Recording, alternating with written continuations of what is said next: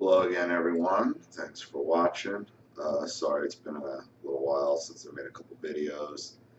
Been a bit distracted. The whole thing with the GoFundMe is cleared up.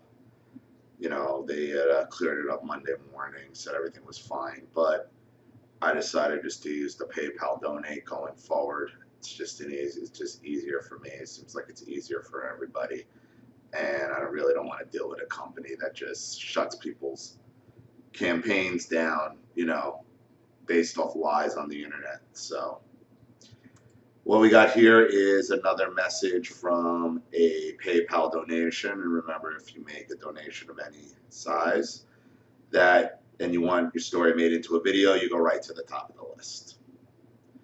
Hi, Ollie. I'm a 34-year-old woman, mother of two. This happened when I was 19. When I was what I now see as a child in a woman's body, thanks to my narcissistic mother. And a lot of us are little adults when we were kids because we had to be in order to survive. You're not allowed to be a kid. With no boundaries or self-worth.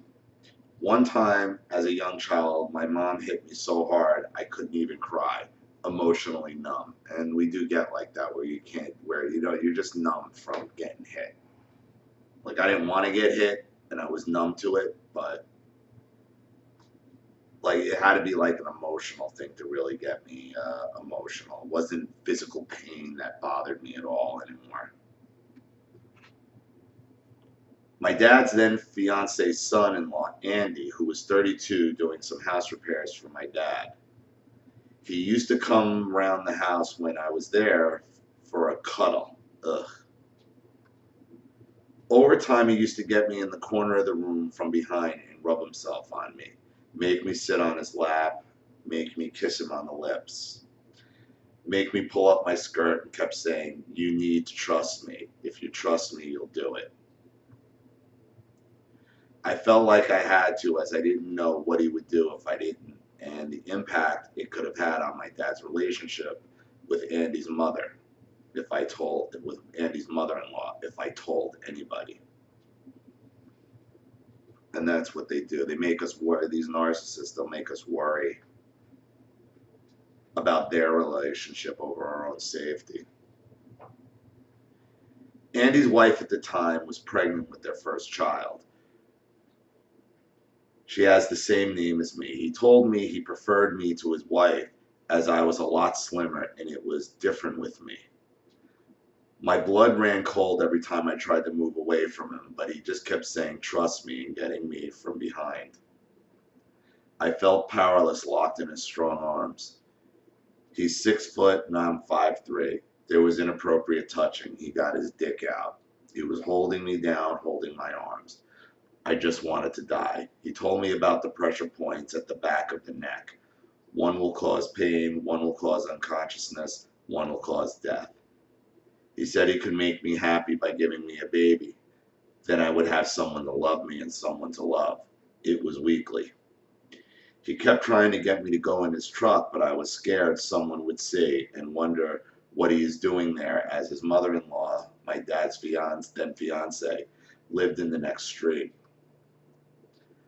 I have told this brief to a female counselor, but she said he violated you. No shit. The thing is, I felt for 15 years that because I was an adult, 19 at the time, I shouldn't have done this. Should have done that.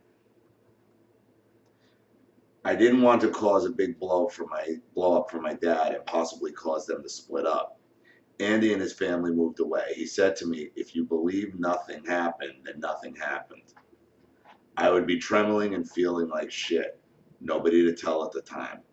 It gets brushed under the carpet to begin with, then eats away at you. A boyfriend I had before this was sexually violent to me and pushed me over. My ex-husband was sexually violent to me. He used to make me have sex near the window so people could see me naked. He used to pin me down on the bed. He used to do things to me. I said I didn't like it, but carried on saying, "Yeah, you love it." I had to say it. He used to get a hold of me by my hair at the roots. He used to pull me around the street as I was always in everybody's way. Once he pulled me across the street so hard I fell to my knees, but he just kept dragging me along. Oh my God, the pain. But again, I was stunned, unable to show emotion. I was with him 10 and a half years, married 6. My dad knows nothing of the sexual side of the abuse. My mom said, "Why did you have kids with someone like that? They are divorced." Don't get me wrong, I do have a sense of humor and I'm not frigid. Not many understand the fear. Thanks for letting me get this off my chest and being a trustworthy voice for us on this channel. Any input appreciated, although I think I have an idea of what you'll say. There I go again, second guessing. Thank you so much. I would say something probably happened to you before you were 19 that would make you susceptible to these violent rapist types. Something in your childhood where you don't value yourself over other people, and you just keep drawing the same type of person in over and over again. And because you were 19 when it happened is meaningless. Emotionally you never grew up. And that's what childhood narcissism does, and childhood abuse does. It doesn't let you grow up mentally. It keeps you, you're an adult in a lot of ways mentally, but not when it comes to your self-defense, not when it comes to reading people, not when it comes to, social interaction.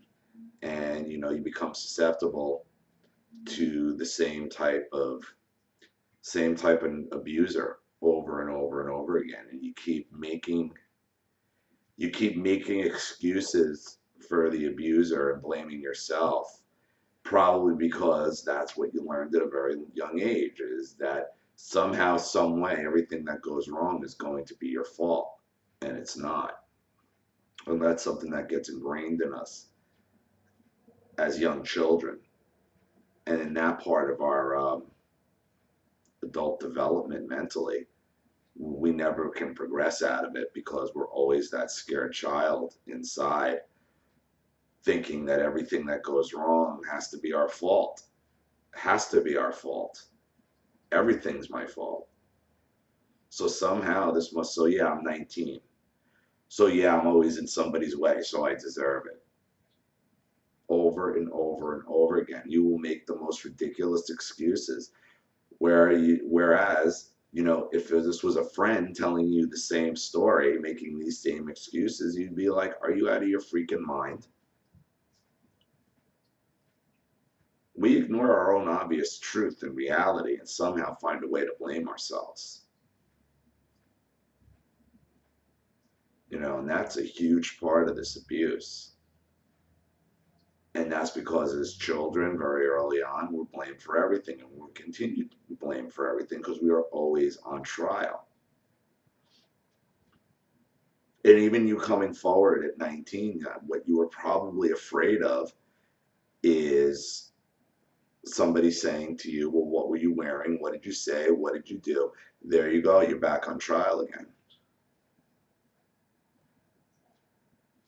Because in reality, that probably would be what would have happened. Because that's what your abusers do. The abusers always look for a way to not let you be a victim of anything. And it's always going to be your fault. And, you gotta get past that. And, you're always going to have these issues where you're going to be drawn to this type of personality. So you got to be aware of it. The first red flag, you got to run. You're not changing them. It is, you got to remember, I am drawn to this type of personality. So the second you get an inkling of that red flag, cut it. That's it. Done. Over. But thank you for your donation. Thank you for your story. I hope that helped out, a bit. You can't blame yourself. Okay, because your pattern of thinking was set forth by your abuse at a young age. And that's why you keep bringing in the same type of person and making excuses and blaming yourself. So thank you for the story. Thank you everybody for watching. Any comments in the comment box would be appreciated. And again, if you do enjoy this channel and you want to see it grow, please consider making a donation to the PayPal link in the description box below. And remember, if you make a donation of any size and you want your story made into a video, you go right to the top of the list. Zolly Matthews, I'll see you all again shortly. Bye.